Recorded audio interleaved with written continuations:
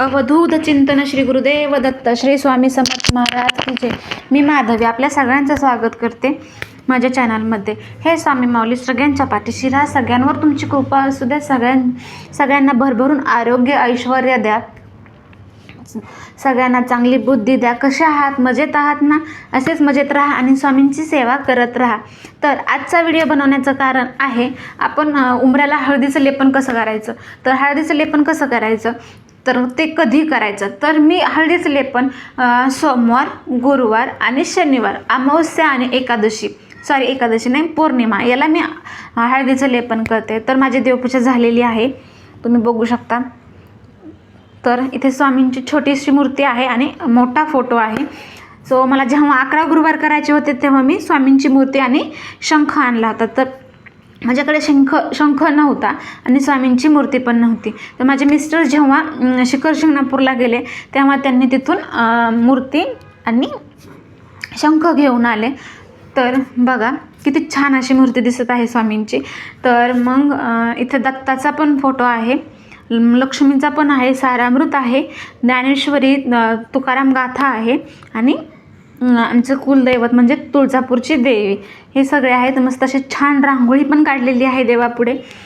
तर आपण लागणारं साहित्य बघूयात. तर तुम्ही बघा, आपल्याला लागणारं साहित्य चंदन, गुलाबजल आणि गोमूत्र. तर जे ही वाटी आहे त्याच्यामध्ये ऑलरेडी मी हळद, चंदन आणि गोमूत्र आणि गुलाबजल याचं बनवलेलं आहे. मी वाटी तशीच ठेवलेली आहे. जी वाटी मी प्रत्येक वेळेस त्याच्यात थोडंसं मिक्स करून उंबऱ्याला हळदीचं लेपन करते. तर बघा तुम्ही, अशा पद्धतीने मी हळदीचं लेपन केलं. ते वाटी ठेवते. वाटी जर खराब जास्त झालीच तर मग ती वाटी मी स्वच्छ धुते. आणि फुलं, तर 2 फुलं घेतलेली आहेत, त्याच्या पाकळ्या मी व्यवस्थित साईडला काढून, आणि रांगोळी आणि आपल्याला धूप लागणार आहे. तर मग बघा, आता आपण उंबऱ्याला लेपन कसं करायचं ते बघूयात. तर हा आहे माझ्या घराचा उंबरा. तर हा आहे फरशीचा, पण जास्त शक्यतो लाकडी उंबरा असावा असं म्हणतात. पण ठीक आहे, जर लाकडी उंबरा नसेलच तरीही काहीही हरकत नसते. तर आता आपण उंबरा स्वच्छ पुसून घेऊयात. तर याच्यावरती मी पाणी शिंपडून घेते, तुम्ही बघा. तर मी एक उंबरा पुसण्यासाठी सेपरेट असं छोटंसं कापड बनवलेलं आहे, त्याने मी व्यवस्थित उंबरा पुसून घेते. सो लाल रंगाचंच कापड आहे. तर छान असा उंबरा पुसून घेऊयात आपण. तर उंबऱ्याला लेपन करण्याची कारणं काय आहेत. तर उंबऱ्याला आपण जर हळदीचं लेपन केलं तर आपल्या घरात शुभ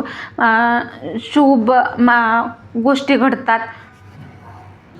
आपल्या घरात सुख, समृद्धी, ऐश्वर्य येतं, चांगलं वातावरण प्रसन्न राहतं. तर अनेक घरामध्ये उंबऱ्यावर हळदीचं लेपन केलं जातं, विशेषतः गुरुवारी. आणि आपल्या घरात सुख शांती समृद्धी येते. आणि जी घरात नकारात्मकता येते ती पण येत नाही आहे, असं हळदीला लेपन मानलं जातं. तर इथे बघा तुम्ही, मी हळदीचं लेपन केलेलं आहे.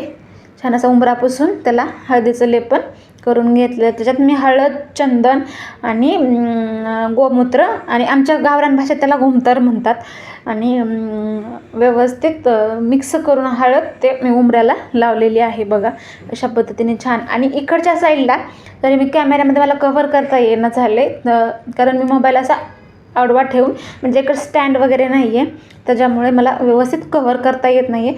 तर मग जो उंबऱ्याच्या साईडचा जो आपला हे असतं त्याला एक वरती असं आपल्याला हे करायचं आहे, लेपन करायचं आहे. तर लेपन झाल्यानंतर बघा मी फुलं टाकलेली आहेत, फुलांच्या पाकळ्या. तुम्ही वाटलंच तर अख्खं फुल पण ठेवू शकता, असं काही नाही, पण जरा छान दिसतो उंबरा म्हणून मी असं पाकळ्या टाकलेली आहेत. तर आपण रांगोळी काढून घेऊया. तर रांगोळी अगोदर काढली तरीही चालते, नंतर काढली तरी चालते, असं काहीही नाही आहे. आणि मी अगोदर स्वस्तिक काढून घेतलेलं आहे उंबऱ्यावरती. तर बघा मी रांगोळी काढलेली आहे, आणि रांगोळीनंतर आपल्याला थोडंसं त्याच्यावरती हळदी कुंकू. पण शक्यतो आपण पूजा केल्यानंतर आणि पूजा करून नाही करू, आपल्याला उंबऱ्यावरती पाय द्यायचा नाही आहे. उंबऱ्यावरती कधीही पाय द्यायचा नाही आणि उंबऱ्यावर कधीही बसायचं नाही. ह्या गोष्टी नेहमी लक्षात ठेवा तुम्ही. तर मी अशा पद्धतीने उंबऱ्याला लेपन करते हळदीचं. तर मी इथे धूप लावलेली आहे. तुम्ही दिवा लावला तरीही चालतो, असं काही नाही आहे की धूपच लावावा, दिवा लावला तरीही चालतो. एकदम प्रसन्न आणि छान वाटतं उंबऱ्याला हळदीचं लेपन केल्यानंतर. तो माझं हळदीचं लेपन झालेलं आहे. तर मी तुम्हाला आता व्हिडिओ दाखवते. तुम्ही बघा किती छान असा उंबरा दिसत आहे. एकदम प्रसन्न वातावरण झालेलं आहे. आणि इथे बघा मी इथपर्यंत हळदीचं लेपन केलेलं आहे आणि त्याच्यावरती मी 3 कुंकवाने रेषा काढलेल्या आहेत. सो इथपर्यंत. तर तुम्हाला हा व्हिडिओ कसा वाटला ते नक्की सांगा. माझ्या चॅनलवर जर नवीन असाल तर लाईक करा, शेअर करा, सबस्क्राईब करा आणि व्हिडिओ कसा वाटला ते कमेंट बॉक्समध्ये नक्की सांगा. आणि जी काही सेवा झाली आहे ती स्वामींच्या चरणी रुजू करते. श्री स्वामी समर्थ.